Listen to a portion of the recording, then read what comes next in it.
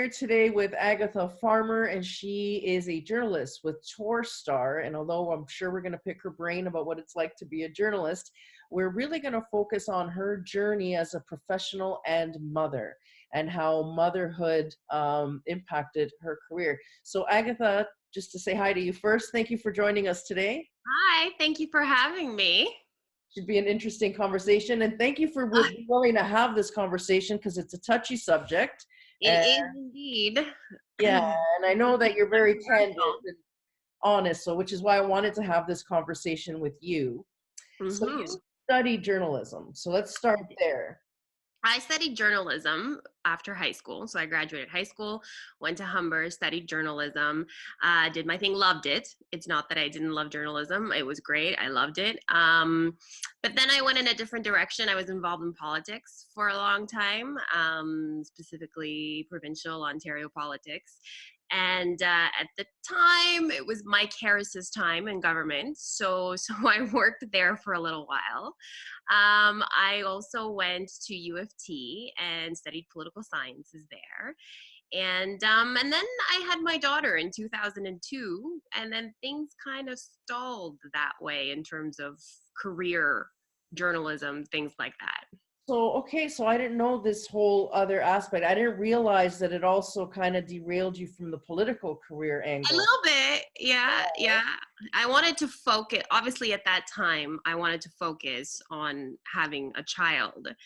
And you take your 1 year off maternity leave, and but following that, what do you do? I mean, you can put your kid in daycare for sure, but daycare fees aren't cheap, right? So then it becomes is it more worth it for me to stay home with her? Is it still worth it for me to go? And I mean, I tried to work. It's not that I didn't. It's just that it was, for me personally, it was a lot to try to raise this little human being and be there and go to work all at the same time, or have a very demanding kind of career, I'd say. Right. So it's not like, especially politics is really intense and Yep. The hours. hours, exactly. That's right. And as is journalism, because when I started my career again, or really started it after having raised two kids, because then 4.5 years later I had my son. I can honestly say now that I could not do this job if I had two little kids. Like, if I had, my daughter was 4.5 when my son was born. So if I had a 4.5-year-old, or even a 5.5-year-old and a 1-year-old, because at that time I guess he could have gone to daycare, this would have, I would say, it'd be impossible to do. The career is demanding, and raising kids is equally, I would say, if not more demanding, right? And I've seen you do little professional things during the motherhood phase of your Yeah. life where often the kids would get sick or something. And I've watched you struggle between the boss wants you to come in and the kid wants you at home.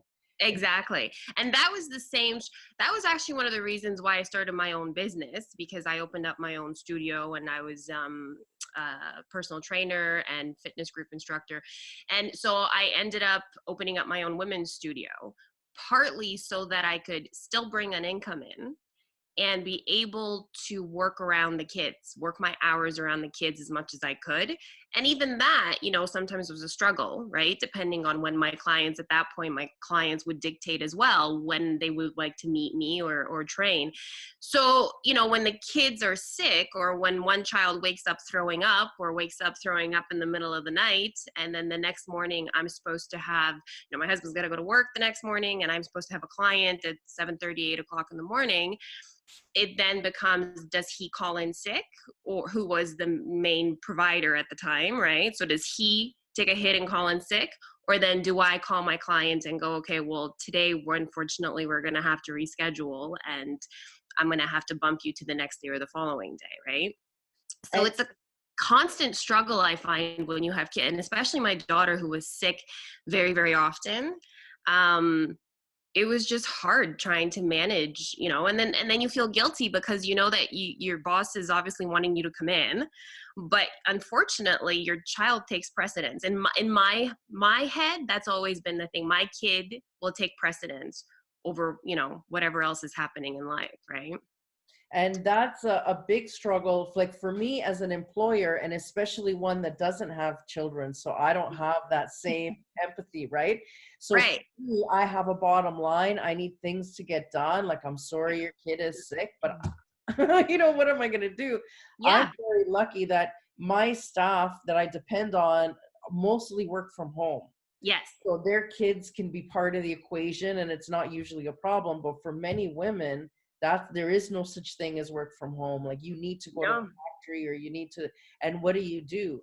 And do you think the emotional worrying about the kid and how they're going to do on their project, and if there's something bullied in school, that kind of emotional distraction probably keeps you from your best at work too, I'm assuming, right? Sometimes, 100%, depending on what's happening with the child, whether there's something going on at school in their own personal life. Yeah, that also takes part. That's in your head constantly, right? When something like that is happening. So yeah, now you're not really focused then 100% on what your output is with your job. You're now distracted and focused on what's going on, how to help your child, right? So it's I can motherhood is imagine. a constant in the back of your head thing, and it never goes away, right? It's always there. So, Right. and it's helpful. Like, I work in an environment right now where they understand that if something is happening with my child and I need to take an hour or two or even a day off, it's our culture at my job right now is take whatever you need and make sure that your child gets better. And I am lucky that way. I'm also lucky because I get to work from home a lot. So if my kid is sick, and they're older now, so it's a little different, right? But even when the 11-year-old is sick, I can still work from home and be here in case he needs me, right? um, but not every employer is that understanding, and I've worked for people who have not been that understanding, right? And so most employers are okay if you take a day off, like, okay, I'm going to call in sick today because my child is sick, so I'm going to take the day off. But you know what, the truth is that most children don't recover within 24 hours. Like, if they're really sick, they will be sick for another additional 2 or 3 days, depending on how fast they get better. And then to tell your employer, okay, well, I took yesterday off, but unfortunately my kid is still sick today, so technically I guess I should take today off. That's at that point, they no longer become that understanding, right? It's Right. then And then there's PA days on top of that, right? Because as an employer, this is what I hear. They're yeah. sick. I have a PA day. The school just called. You know what I mean? And it happens. The Yeah, school calls, and it's happened to me where the school is called and my child is sick, he's hurt himself or he's fallen, or for whatever reason, I have to quit what I'm doing at the time and then shift and focus and go and get him or her and make sure that they're fine, right? So, and that can happen at any moment. You and I talking right now, I could get a phone call from the school and I can't say, no, I'm not going to go get my child, right? It right. doesn't work that way. So I think that there's still certain employers that aren't, I don't know how to put this, but it's almost like they don't understand that concept, right? Is it And that they don't understand, or that their business model doesn't account for that? Like, if you have an assembly that's true line, too. and Hmm. like you depend on 10 people and 8 show up, Yep. that could really hurt production, could stall Yes. production. And I think Yes. that's the big thing, where sometimes we look evil, but sometimes it's not about that. It's, you know, Yeah, I know, but I also think that there should be contingency plans for such things right, that employers really need to include and think about, right? all That on staff, that sort of exactly, you need to have a backup in case somebody last minute calls and says, I there's just no way I'm going to be able to come in today, right? So, right, yeah, and the sad part of all of this is that it is still the female role, right? right, To take care of, and it still almost falls always on the mother right. to go and do this, Yeah, and I know that in my case it did, because like I said, my husband was the breadwinner, and so I couldn't expect him to potentially take all these days off, right? right, I was self-employed for a very long time, so therefore I was technically able to do that, right? To be right, able to, and not always either. I had to make it happen, but I didn't always want to postpone my classes or cancel my class or have to postpone my client, but it's just the way it worked. he happened to be the breadwinner, so I kind of had to step up that way with the kids, right? Now, I've heard some women I know, they get really resentful of that because it's like, well, why does my ambition get to come second? Why does, and that's a really difficult thing. It is, and I'm going to be very honest with you and tell you that when I started working at the paper, I think my husband was still in that, game plan of I always took. They're older now, Right. but it was still that perception of, well, I've taken care of everything right up until this moment. But when I started the paper, I honestly couldn't do it all. Like, I could not go grocery shopping and take care of the kids and pick up the kids and all this, because it was too much. And when I have stories that I have to write, my headspace is also in that place where my brain is constantly going through all these stories that I'm writing. So I can't be 100% focused on the kids. And it took, so did I become resentful? I don't know that resentful is the word. I became burnt out. I know that I hit a plateau where I was just really burnt out. And it came when my grandfather died in April this year. I remember And I that. went to Poland for the funeral without kids, without husband, completely on my own for a full week. And the thing is that during that 1 week, that was the first week, and I would say my daughter is 16 now, right? So that was the first week in 16 years where I had nothing and nobody to worry about, right? My mom took care of the cooking when I was there. I didn't need to worry about whether the kids were eating breakfast, lunch, or dinner, because at that point it was up to my husband to make sure that they were fed and all that. And it's not that he doesn't. He is 100% hands-on, 50%. He does cleaning and like laundry and all that stuff. He's great. He helps. But I still felt like all that weight, for the kids to be healthy, for them to have all the meds they need to, all that stuff, I still felt like all of that sat on my shoulders. So when I disappeared for a week, and he really had to step up and do what he had to do for that 1 week, and I was sitting in Poland going, oh my God, I haven't felt like this in 16 years, right? So did I become resentful? No, I don't think I became resentful. There just came a point where I realized that I was really burnt out and I needed a hell of a lot more help than I think I was getting up to that point, right? Right. So, yeah. I know a lot of women that this is like almost a cliche of every mother I know that's trying to balance a career. And can we talk Yes. about women being allies and sometimes our worst enemy? Because, I know a lot of Judgment? women that want to stay home and want to take the time for their children, and Mhm. that, they're treated almost like that's not enough. Like Yes. that, where now you have to do it all because there's like this Yeah. badge you get when you can be great mom and career person too, right? And I feel like Yeah. there's societal pressure that even I heard they're trying to change the taxes law now for women that want to stay home. You're losing some tax credits potentially eventually. So it's a little bit at a time on a Right. society is Mhm. demonizing the stay-at-home mom. You know what I mean? And I feel like that's a tragedy. Yeah. You feel that pressure even when you wanted to go back to work? Like, was there any kind of issues with women being judgmental one way or the other? You know what? I was part of a lot of the mummy groups when the kids were smaller. There was absolutely judgment, yeah, but it was almost like they were judging each other, in that when you read some of those comments, depending on whatever post it was as if though they tried to understand that, one is a stay-at-home mom and one is a working mom, but that they would still somehow go at each other, that, well, I decided that I wanted to go and work and I can't stay home with the kids. And so is there judginess? 100%. I think there is. Yeah. Do I feel that maybe as women we should support each other more in whatever decisions we happen to be making? Yes. But a lot of the times what I hear from stay-at-home moms, and I was never a typical stay-at-home mom, and I always had a part-time job, or I had a business or something that I was doing. I was never just home, I guess, with the kids. And I don't want to say just home is, it's just I I know. always had something that I was doing aside Right. from that.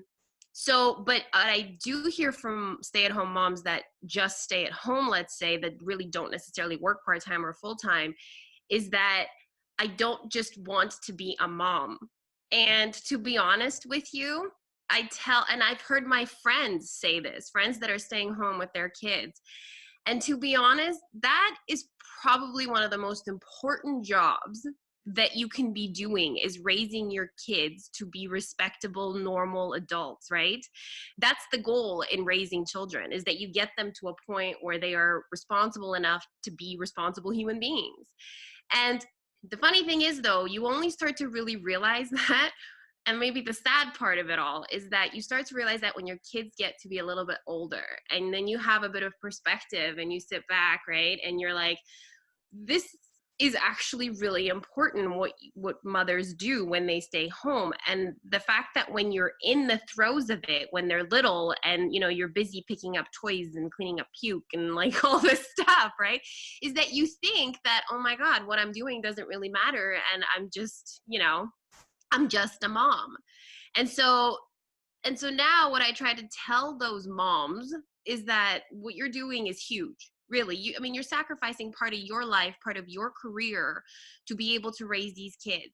And while it might seem really thankless while you're doing it, it's important, I think, right? So when somebody wants to make that decision that they just want to stay home with the kids, I just hope that they understand that you're not just a mom. This is a job and a half in its own right, right? So Yeah, you could be raising the next prime minister for all you know. you don't know who these kids are going to turn out to be in the end, right? And if you can give as much to them as you can, like, and not everybody is in that position to be able to do that, right? And some people really love their job, for example, and so they still want to work and still want to be able to raise their kids and all that, and all the power to them. If you can do that, that's awesome. But I personally, if I was doing the job that I'm doing right now and had a 5 and a 10-year-old, for example, I am not sure that the demands of my job would, somehow something would be sacrificed, right? The demands of my kids or the demands of my job, something would not be working properly in my view, right? Everybody has their own. So it's such a tough, till this day, it's 2018, right? And I don't know that any men would ever have the conversation that you and I are having right now, to put it that way. Well, but I don't think they need to, because they were the providers, right? And that's always Yes. been their thing. And it's just recently that we've said, hey, if you expect us to earn like you do, then we need you to clean and watch the kids like you do. And that Yeah. part of the equation got missed somehow. So Yeah.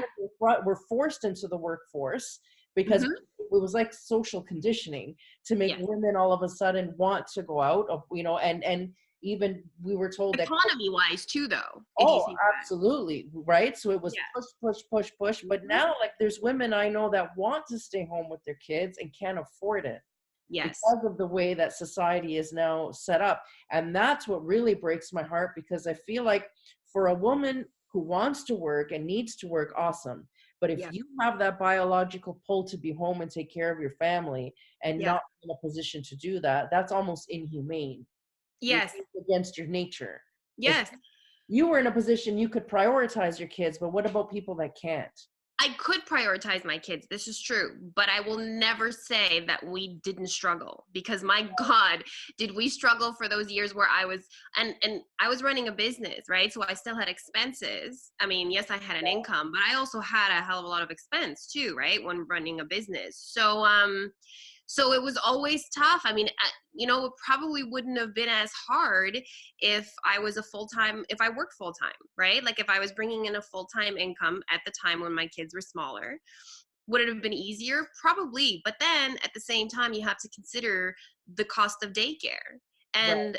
And it's astronomical these days. And it's interesting because I'm not that far removed from it just yet. Like my daughter is 16 and my son is 11. So I can still sort of relate to, maybe not with the 16-year-old, but the 11-year-old, what daycare would have ended up costing us. And for some people, it doesn't even make sense. Once you consider the daycare costs, your costs to and from work, so gas, all that stuff, when you put all that together, It's What are not. you really walking away with at the end of the day, right? After putting in an 8-hour day, being away from your kid.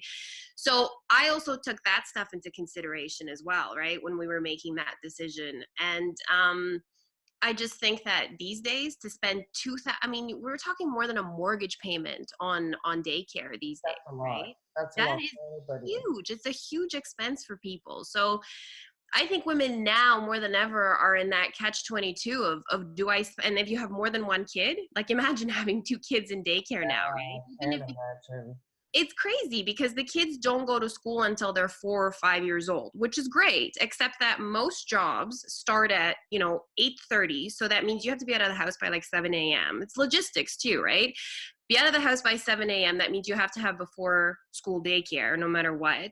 And then following their schooling, then you have to have after school daycare because again, you're not getting home realistically till about 5:30, 6 o'clock. So now you still have to consider the before and after school for a long time, at least till they're 13, 14 years old, right? Yeah. So yeah, I mean, that's still a large expense for a lot of people. So I think that women now are like, is it worth it for me to go back? Is it, yeah, I don't know. I really don't, if it keeps increasing the way that it has been over the last decade in terms of pricing for daycare, I don't know, you'd have to be making a lot of money to be able to go back to work. So do you think we're going to see a trend of more women staying at home because they have to? I honestly think that that is starting to go that way, where more women are making the decision to stay home simply because it's really expensive to have kids in a daycare.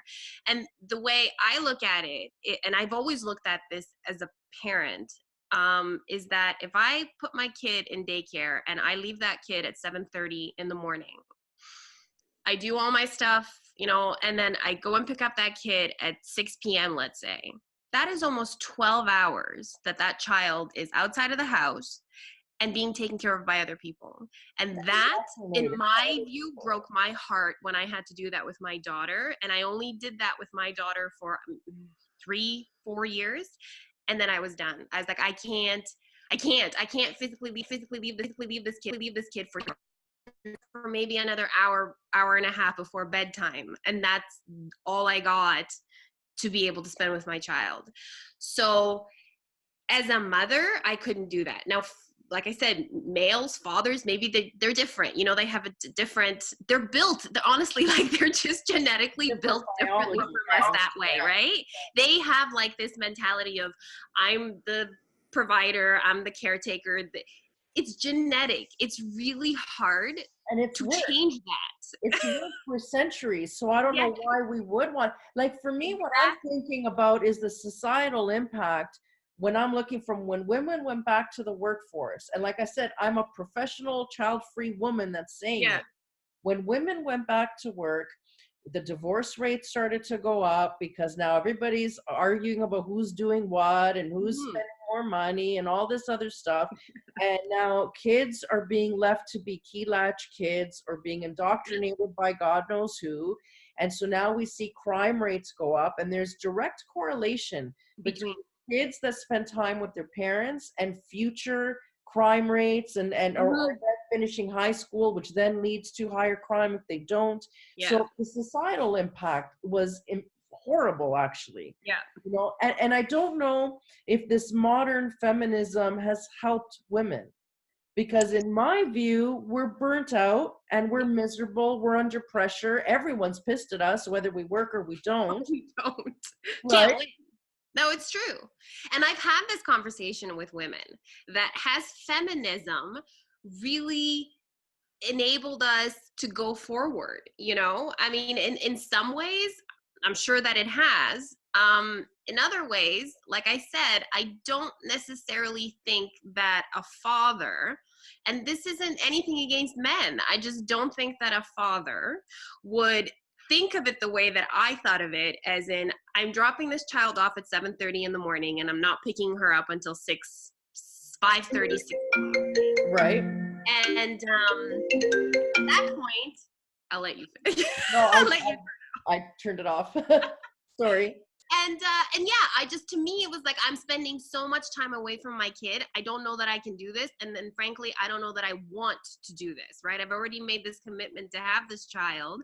Then I should kind of give it my all, just like I would with any other job, right? I don't know that men look at it that way. Like, I don't think my husband ever necessarily sat back and went, oh, okay, well, yeah, I guess we're spending 12 hours away from the, Right. so, you know, um, feminism trying to force that almost to change the way women look at, I don't know that that's the right thing to do, right? And yeah, but I think a lot of it is economy, is the fact that, it's the way the economy has ran for the last three decades, right? Since I'd say what, the late 1970s, early Yeah, 1980s, that's when women started to get pushed back. Yeah. pushback, and exactly, and where it became almost a necessity to have two incomes. Yeah. And and I will tell you that you can only take so much time off when you have kids, or you can only not work for so much time when you have kids, because in our day, like in 2018, I have one teenager, one preteen, and without two incomes, there's no way. It's completely unaffordable. And especially as they get older, people say that when the kids are younger and you got to buy diapers and formula, that's nothing compared to the money that you're spending when you're feeding almost four adults. In Yeah. Canada in 2018, I spend an average of $350 a week in groceries. That is huge. And there's no way. I mean, like I said, unless you're making a really good income, that you could provide everything that they need on one salary in Canada, right? It's not. So at one point you do have to go back to work. And you do need a two-person household income, in order to sort of live comfortably. So And let's talk about your transition back. So now you've been, okay, you had your businesses that you did and stuff, but away from politics, away from, you know what I mean, journalism. And now all of a sudden you find yourself, you relocated. So yes, whole family relocated literally in the middle of nowhere. You went up to cottage country from the city, with limited opportunity, one would think, and both in politics and in journalism. yeah, And you're starting now from scratch again because pretty you've much. been gone for so long, right? So Yes. how did you weasel your way back in? Because you literally weaseled your way back in. I'm your witness to that. So tell our viewers how you did that. Well, I when we moved to Muskoka, and I've always loved Muskoka. I've vacationed here, cottaged here since I was a teenager, and I had this love affair with this particular scene for years and years and years. And there came a point where I was tired of living in the city, and so we decided that we were going to just move. And we did, and it wasn't the easiest thing, and I wanted to get it done before my daughter went to high school. And so we sort of plucked her from grade 7, and so she kind of had a hard time adjusting here for grade 8, but she did it, and she loves high school now, so it's great. So that was, it was a complete life change. And I thought, okay, well, since we're doing this complete life change, and I was going to start whatever I was going to start up here, and I initially thought that I would just continue my personal training and my fitness business, and I was just going to kind of move it up here and gather up some new clients, et cetera, et cetera. And initially that's what I did. Yeah, I remember you started that. Yeah, So I thought, I started it, and I had clients, and I started to somewhat grow it a little bit, and then I sort of started experimenting, and I applied for a few other jobs, and I got those jobs. But again, it became that whole thing of, my son was still in grade 3 at the time, and still, once in a while I got sick, and it just wasn't, the jobs that I had just didn't feel right. Like, it's not what I trained for. It's not what I wanted to be doing in life. I was doing it because I didn't at that time really have any experience anymore when it came to journalism or politics. I completely left that scene, right? So, I mean, I still wrote and I blogged and I wrote for magazines and things like that when I did my fitness stuff. I wrote a lot of fitness stories and things like that. But I just happened to come up on an ad that was hiring for MuskokaRegion.com. And so I applied. and I happened to get the job. So Now, it let's sort of talk about your started. blog because I think that's the reason you got the job. That is the reason why I got the job, is because they were asking for any kind of previous work that I had done in terms of writing. And so I sent them some things, and I also wrote for them an article, and that's sort of where it, they really liked the way I wrote, and they decided to take a chance on me. And very shortly thereafter, once I started actually working, and I think my first 2-3 weeks in, all that training from journalism school started to come back, and I started to sort of settle in, right?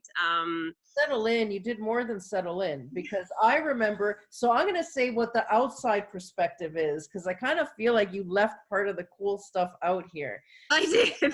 Yeah, so this is what I saw. So she decides that she's going to quit and everything and move to Muskoka and resume her business in Muskoka. So she did, and that was fine.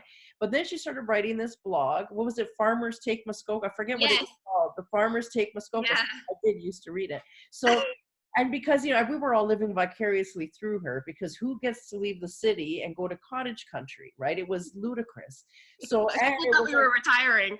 no, I know. And it was like, he doesn't have a job yet. Where is he going to work? So I was worried about your husband. I couldn't imagine the pressure on him, It right? was. Right. So you were writing this blog about your quest to leave the city and move to Muskoka. And then it was your discovery of Muskoka as a new resident, not just a tourist. Now you're living there. So she's writing all these amazing articles about the cool places and whatever. So she was doing the journalist thing. It was. Through a blog, right? So then Yes. next thing you know, there's an article that comes out that, so it's like, okay. And then after that, she's all of a sudden a journalist. That's what it looked like. So, and it looked like your blog turned into a journalism job, because at first the stuff you were covering for the paper was very much like your blog.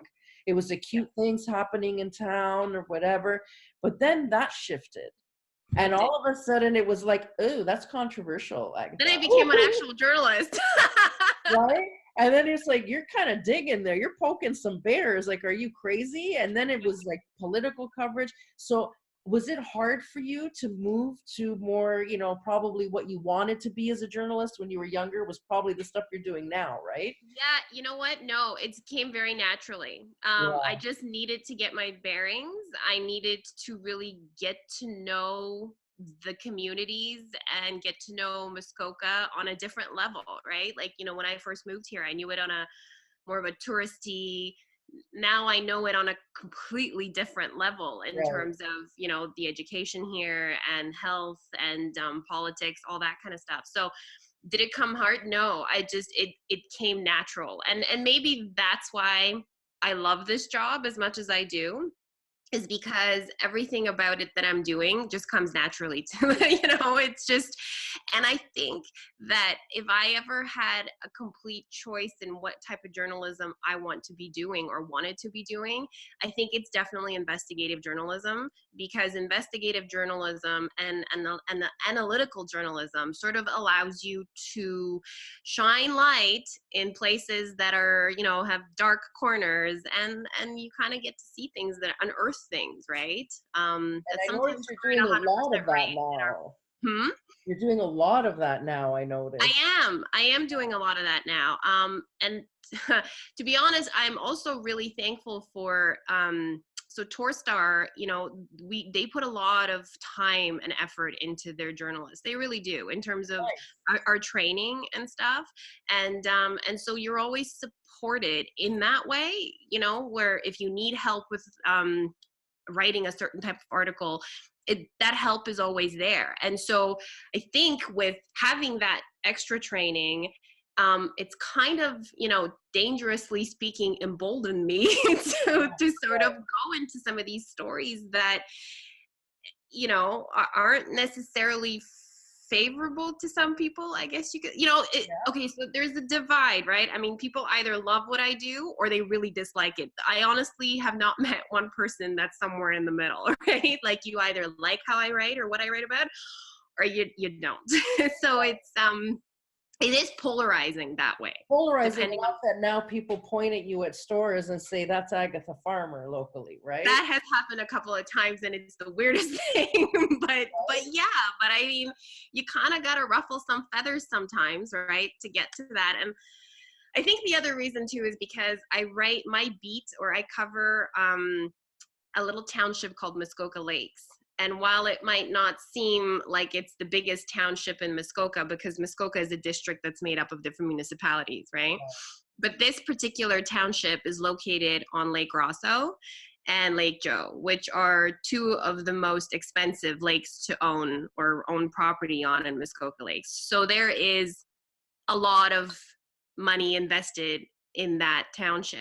And so a lot of people from Toronto own cottages there. So when I write, let's say, about high density waterfront development in any of the, in that specific area, Toronto gets very interested in what, and you know, and it's funny because we're not the only ones that have covered it. Globe and Mail has covered Muskoka and what's going on with high waterfront density developments and things like that. So that readership also gets pulled in from the GTA, right? It's not just necessarily localized. It gets pulled from different areas as well. So maybe that has sometimes helped me out. I don't know. So now you are literally what you dreamed about in college, you're living now. I think that's fair to say, right? Yes, yes. Do I have ambitions to have more? Absolutely. Of course. But you're doing, at least you wanted to be an investigative journalist, and you're Yes. doing it to the point that at least you're becoming a local celebrity in your town. No. but let me now, let's take you back to when you were cleaning up puke. Yeah. Right? So now looking back to how you were feeling at the moment that you thought, I used to be in politics and now it's Barney and I'm cleaning up puke and cartoons all day. Did you ever have a moment of, I'm never going to have that dream, or I'm never going to get to where I wanted because I took this time off? Did you ever have that belief? Yep, I did. I really did. I honestly, during that time when I was doing, like I said, I had completely disconnected myself from that world. I really did. I think part because I was also young and naive at the time, and I think I thought of politics. I started to, because I was so close and involved in the political realm, I started to, and so I think I distanced myself at that point as well. And then I distanced myself further once I had my kids, because I was busy being a mom. And so I never actually thought that I would maybe ever go back to that. It would never really, yeah, when you're in there and you're cleaning puke, thought that I would actually get back to there, to wanting to be there in or here, really, where I am right now, right? So It does get better. kind of goes to show you that life really does change. Right. But then it does get better. Like it can come full circle. You can give up that time like you did and come right back and pick up where you left off, or at least 100%. And I think that's what women, the younger generation, younger women that are having kids now, and I think that's important to know, is that where you are right now is honestly really not where you might be 10 years from now, right? So it's important to know that, because you only get that perception. It's, hindsight is 2020, right? But you really, and I think something happens too when you get to be in your late 30s, mid to late 30s, women start to have this enlightenment period, I think. And then you sort of look back at it. And the way I looked back at it, now I was also fairly young when I had my kids. So my midlife crisis, I think, came earlier than maybe it does for other people, because now I'm having kids. My daughter is in grade 11. She's going to be leaving the nest in another year or two, right? So, but it gave me that it's perspective. It's being able to look back at the last 10 years and go, okay, well, now this isn't so hard anymore, because these kids are more self-sufficient and they can get their own food. I don't need to make, breakfast, lunch, and dinner every single day for them. They are self-sufficient. And that's the thing. At one point, your kids are going to get to that stage where they're going to be self-sufficient, and they're not going to need you as much as they do when they're younger, right? And so Yeah, where you are, right now raising a 5 or a 7-year-old or two, kids that are under 10, let's say, the feeling that you have at that moment and where you are is so not going to be where you're going to be feeling and where you're going to be when those kids are then tweens or teens, Yeah. right? You can and I hate to say it this way, but you can almost see the light at the end of the tunnel, because really raising kids is just trying to get to that, can I Yeah. just get them to that point where they can be self-sufficient, and I can also focus on me as a person, as a human being, right? Because I think a lot of parents or mothers, and I felt that way, is, oh my God, so I'm like this full-time mom now. That's great, but like, where's my life going to go in another 10 years, let's say, when they're older? And you don't really know where, because you don't know how much you've given up. Let's say you had to stall your career, right? Is that person still going to, are you still going to be able to get back to that career, right? Or how have things changed or progressed in terms of even computers, right? Technology. And so it's hard taking that break for 10 years and then visualizing yourself, where you're going to be once those kids are older, right? So Right. now that I'm here, I can say for sure that, yeah, you're not going to be in that same spot 10 years come, from when your kid is 5 years old, right, to when they're 15. Totally different worlds. Do you have advice for women who maybe left a dynamic career like you did to stay home and clean up puke? Like, do you have advice on how they can hang on to that sense of self through that tunnel? Um, yeah, absolutely. Keep engaged with your friends. Keep engaged with, don't just, I mean, some people are really wrapped up in that whole kid thing, right? And it's all mummy classes. And now, I left kind of the workforce or the work world for 10 years. But I am not, and I never was like that technical maternal parent, right? I mean, I love my kids to death, but I also liked being in touch with the outside world, Yeah. and I liked having time for myself and doing my own thing. And I was always very, I loved current events. So whether it was politics or economics or whatever it was, I always tried. So whatever your thing is, try to somehow still have that one foot or at least the toe, in there, right? So you still know what's going on. Like, I mean, just because I left politics, I was still very much a political junkie. I still knew exactly what was going on, in the last 10, 15 years, politics wise, for example. Did I need to brush up on my Word and Excel skills? 100%. So it's things like that, right? It's those technical things that if you leave the workplace, you're going to have to brush up on 10 years later because things have changed, right? But if you can sort of keep an eye on it as you're raising those kids, like for me, I never stopped writing, right? I always tried to find that time to at least carve out something to be able to write. If you completely stop, I mean, it's going to be really hard, right? But if you still try to keep in there, it might be easier of a transition at that point, right? Or at least to start Transition thinking into your about work again. maybe Yeah, getting educated when the kids are older so that when you're ready to go exactly. back, you feel confident and Yeah. And you yeah. know what? There's a lot of women that do that. They go back to college once their kids are older because they have more time, they have more freedom, and they can, right? So honestly, I think the biggest thing to understand when you have kids is that it's not always going to be like that. And you're all, as they get older, you're going to have more time. And then as they get even further on older, you're just going to have a whole lot more time to be able to, again, come back to you and who you were. Because honestly, with motherhood, you really forget. I did, I think, for a while anyways. You forget who you really are, that human being that you were prior to having those kids. You kind of forget. You get lost in all of their stuff, right? You get wrapped up in their world and you forget what your world is like. And so for me, I had like this awakening, I think, in the last year and a half to 2 years where I started to get back to who I was prior to having these kids, right? So if you can't keep one foot in that world that you left behind, it's going to help you once those kids get older, right? Well, let's talk about the midlife crisis stage of motherhood. Because I bet you that we could look at that as a negative thing, but I bet you it was actually rather delicious. For me, it was delicious. Yeah, right?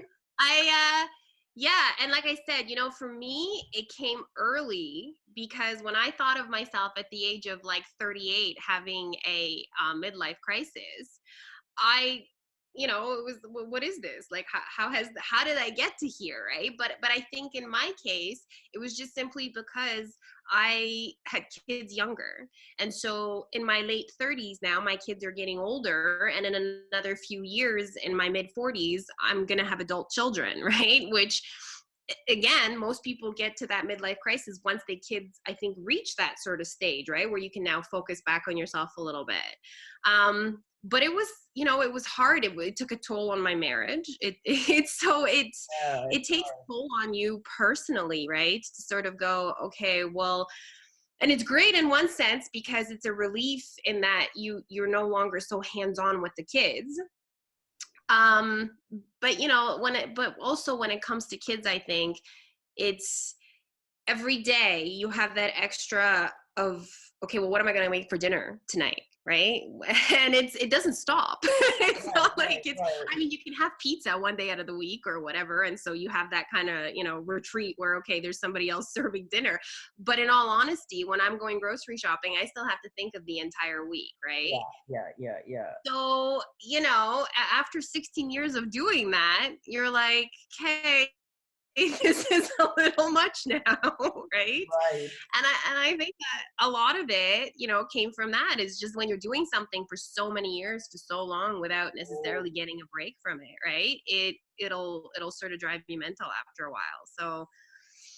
So it definitely happened. My midlife crisis definitely occurred, and you just kind of have to, pull through it. And I did, I I. loved mine.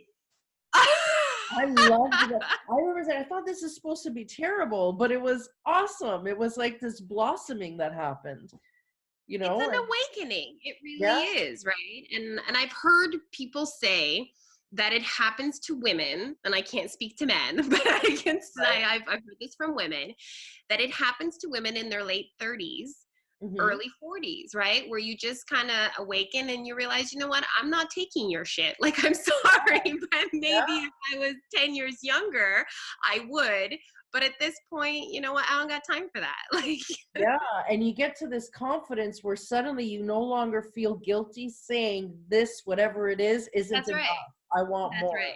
and This you is start how to it is. realize life is suddenly a lot shorter than it, if I have that Yeah. feeling.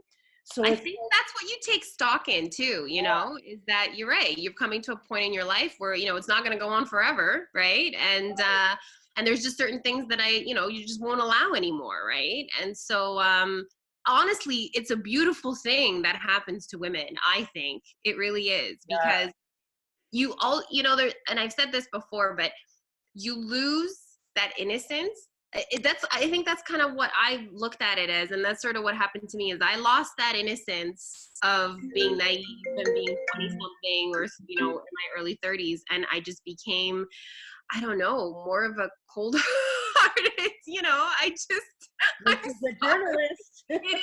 And the thing is that I've also realized that I've been doing this with my husband in the last year or so. I've honestly no, like, I'm not doing this, or I'm not in, I've just, I found my voice, kind of thing, and I just said, I've been saying no to a lot of things. It's not happening, right? So, So and what's it's your advice to husbands? um you really, you know what, you just need to be appreciative of the stuff that we do, because I don't care what you say, it is a lot more. We have a lot more on our plate, whether we consciously like it or we don't. We just do. We have a lot more on our plate than they do. I firmly believe that. And I just think you have to be appreciative and definitely helpful. It has to. And the other thing for women that I do suggest as well, and I again, this was my mistake because I didn't do this in 16 years, is if you can take a week just for yourself when your kids are smaller, do it. Put your husband in charge for 7 days and let him be, Mr. Mom, Mr. Dad, all of that, because I didn't do that for 16 years. And I think for me, it came almost at a, at kind of a breaking point, right? Where I was trying to juggle my newfound career with still having these 2 kids and still trying to take care of my husband. And, I thought back, I'm like, okay, this isn't 1965. Okay. Like, I'm sorry, this is 2018. And why did it take me this long to have like a week completely to myself, right? Yeah, I have a friend that went on strike. She Yes, literally went on strike. She broke. Like, she literally you broke. break.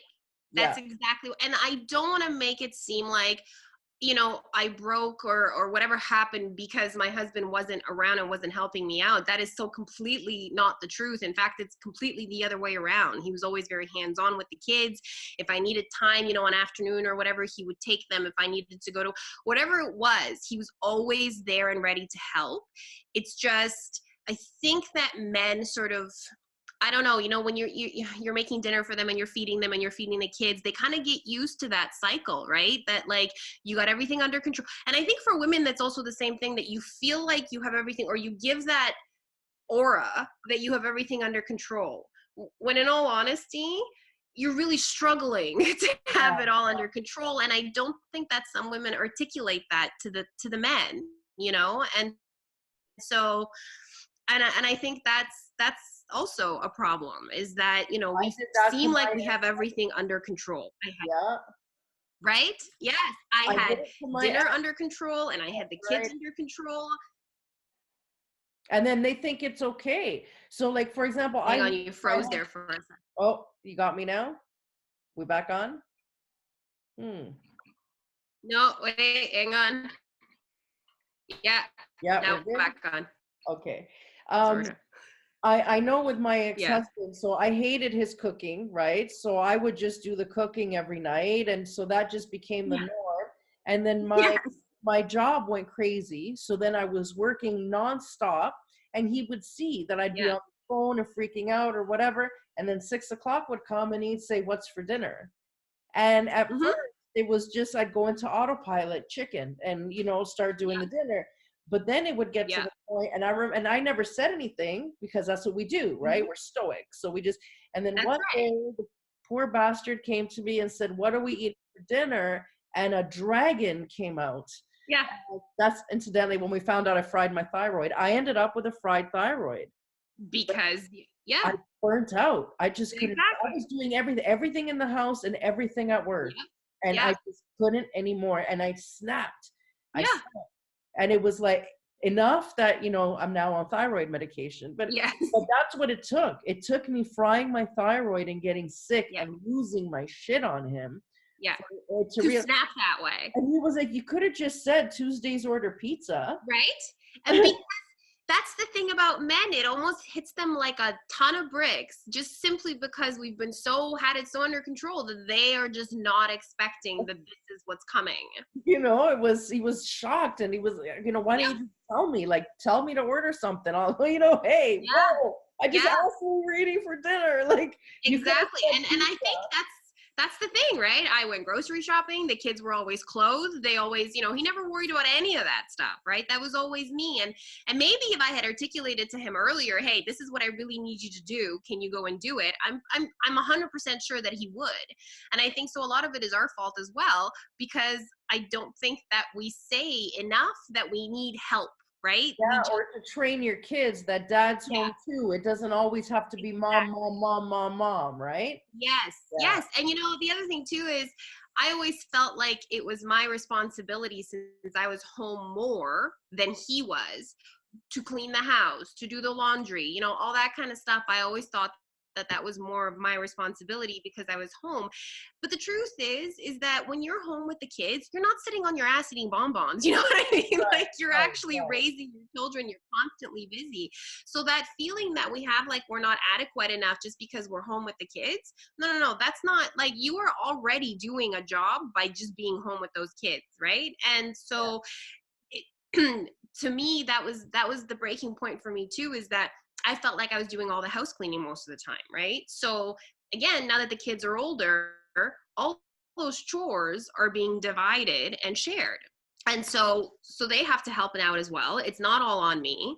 You know, there's still days where I probably lose my shit more than I should, right? Because it's not clean or whatever. But at least now I have other people that help me out with it, and I am not so hard on myself just because the house isn't clean, right? Sometimes you Right, just have to let shit go. It's just right, the way right. it is. And so, Dishes aren't going to get done, and that's right? okay. Yeah. Yeah, And I just think for men, maybe that's the best piece of advice for men is really talk to your wife, for your partner, about what it is that, you know, they really need from you, right? Because yes, while they might need 2-3 hours away from the kids for, you know, a night, yeah, that's one thing. But what if, you know, just say, hey, can I make dinner 2 to 3 times out of the week? Right? Would that yeah, help you if I made dinner 2 to 3 times out of the week? And right.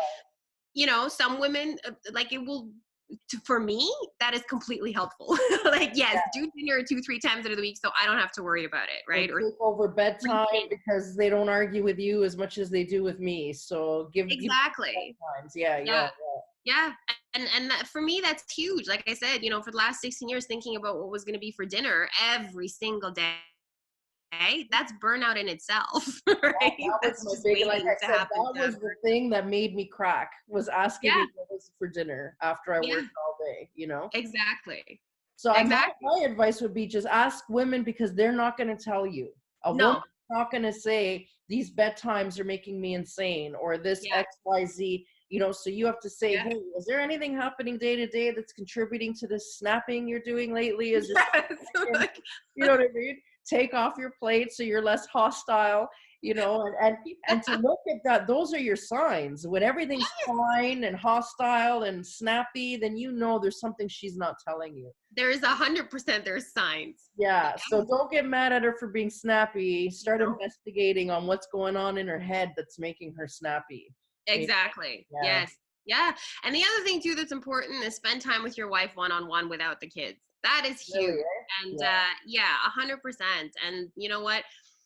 For I think for me and that whole midlife crisis, to be honest, that definitely didn't help it because my parents had moved back to Poland, so we didn't have as many babysitters. You know, we were up here sort of on our own in Muskoka, and you know, if I my husband has this work ethic that like you know vacation time is vacation time, but if I spontaneously want you to take a day off, that's like oh I don't know if I can you know accommodate that, right? And so a lot of our vacation time was being taken with the kids, and so we didn't really have all that much one-on-one time, and that really deteriorates our relationship pretty quickly, right? When you're busy on your work and you're busy on the home front but you have no time or you don't have enough time to spend together, that creates and problems you too. guys are truly in love. And I could that be a witness definitely there. led to some of my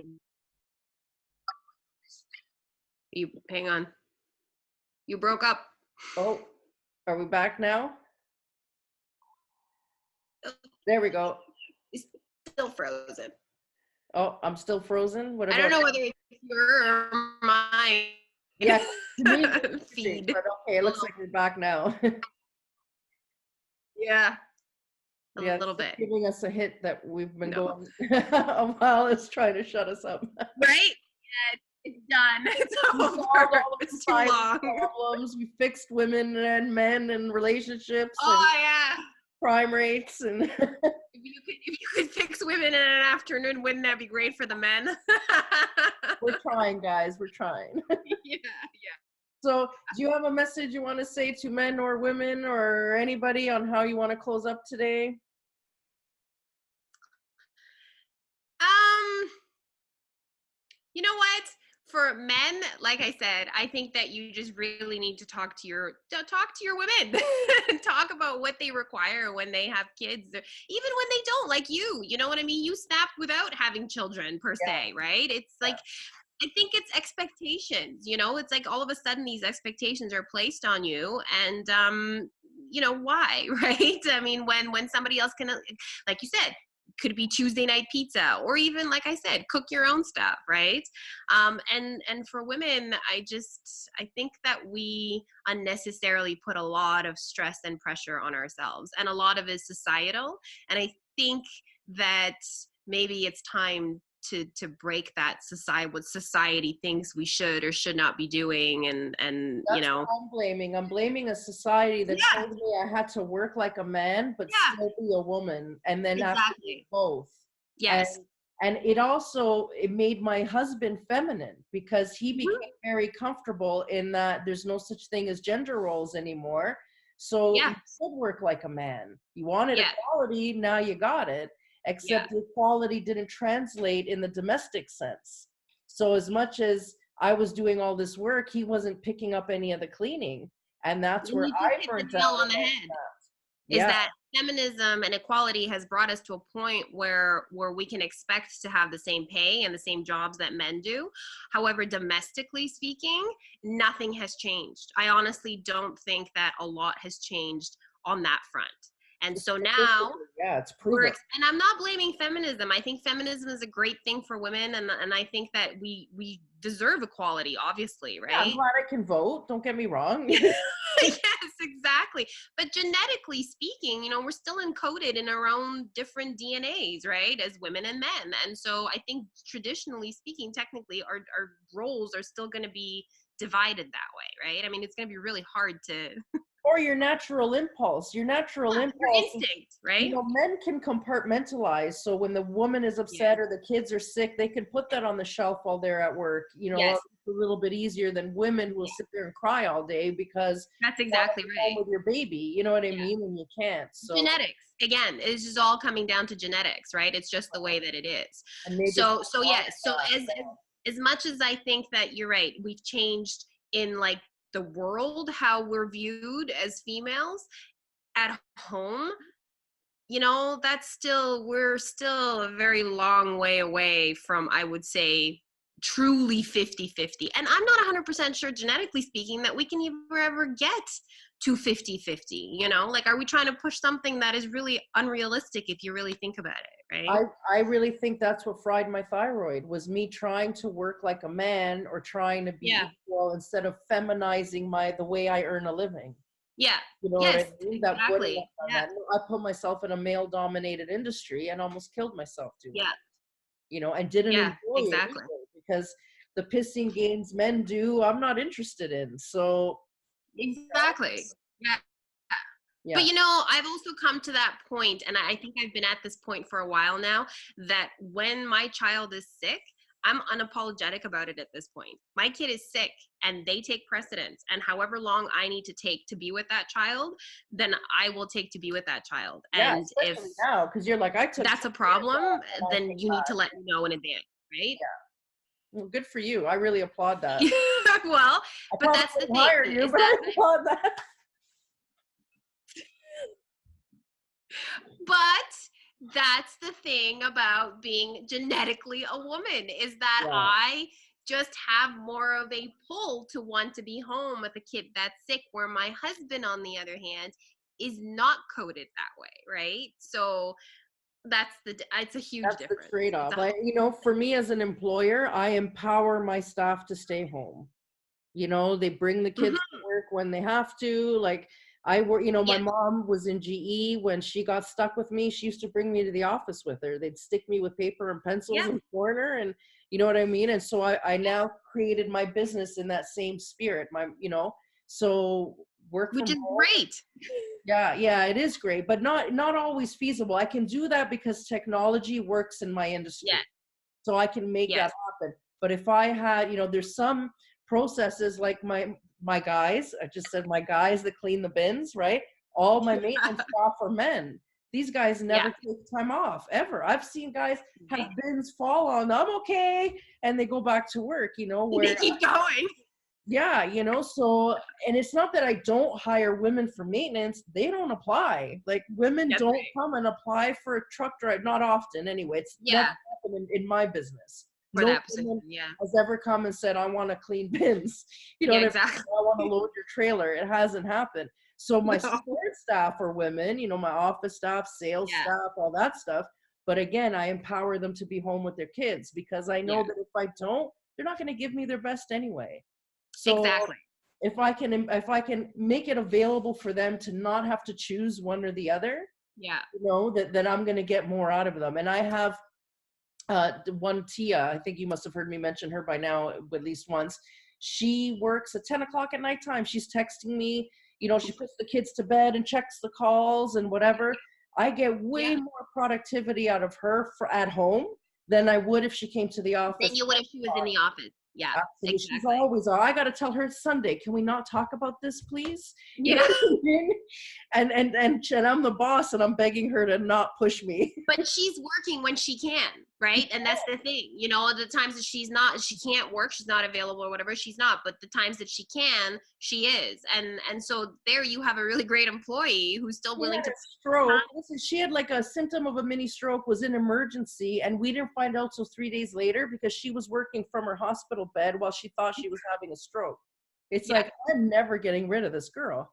You Yeah, know, well, obviously that's called work ethic, oh my right? God, you know, and she has 2 kids that are sick all the time and dentist appointments and whatever. But for me, it's worth it to tolerate that for Yeah, everything else I get out of her. You know what I mean? exactly. Yeah.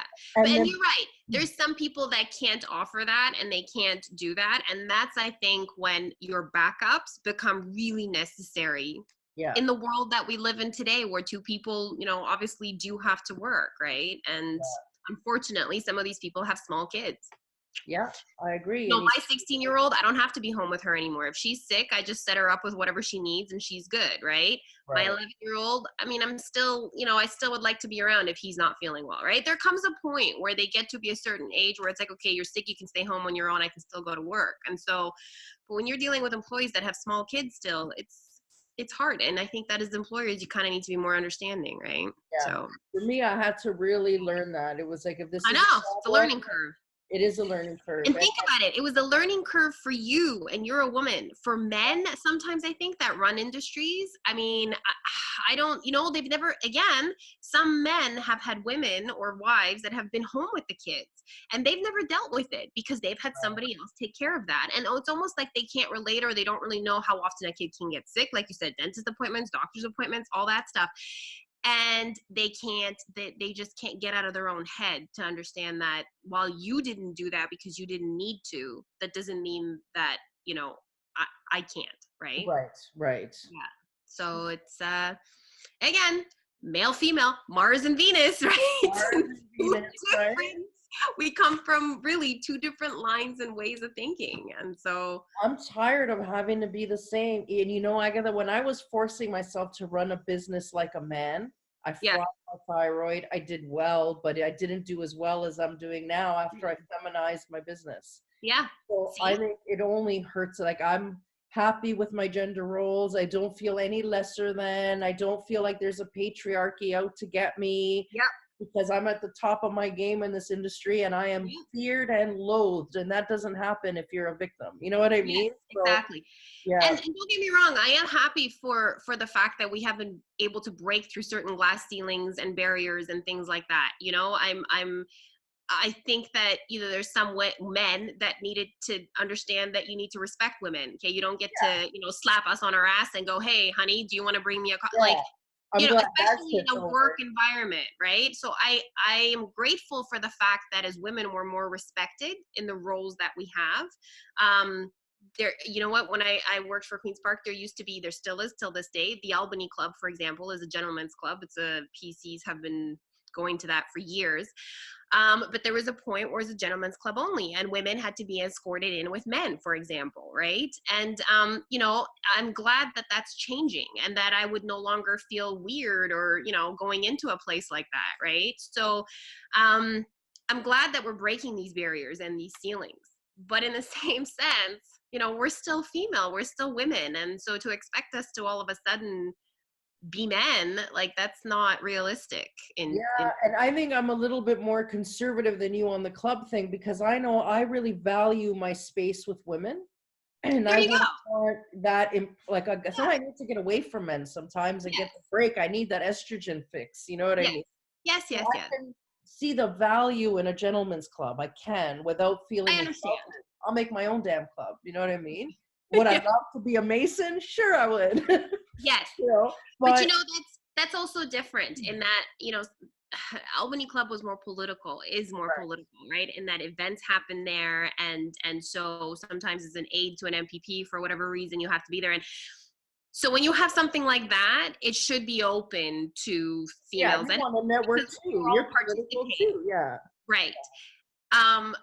Should there be, somewhere where women don't necessarily need to go? 100%. Like, I agree with that too. I think that guys should have their own space where not, females should not be invading, and vice versa. It should be Yeah. the same thing for us, right? You have your moose lodge or whatever Yeah. it is you call Yeah. it, and we have our wine club probably. We'll call them book clubs, but let's face it. Yeah. The wine gloves. Yeah. No, exactly. Yeah, Well, yeah. yeah. So basically, I think I'm gonna leave it at the fact that, you know what, we really are two different animals, and we somehow have to make it work and meet together in the middle, right? Where And we're all that's respect each okay. other. But maybe that where women at one point or another don't have little mini breaks and Right, little midlife crises, So is that ever gonna happen? I don't know. Time will I don't tell. know. We'll see. Exactly. Well, thank you so much for your time today. This was a great Thank you for conversation. having me. It was a lot of fun. Thank you. You have a great day. You too. Bye bye. Bye bye.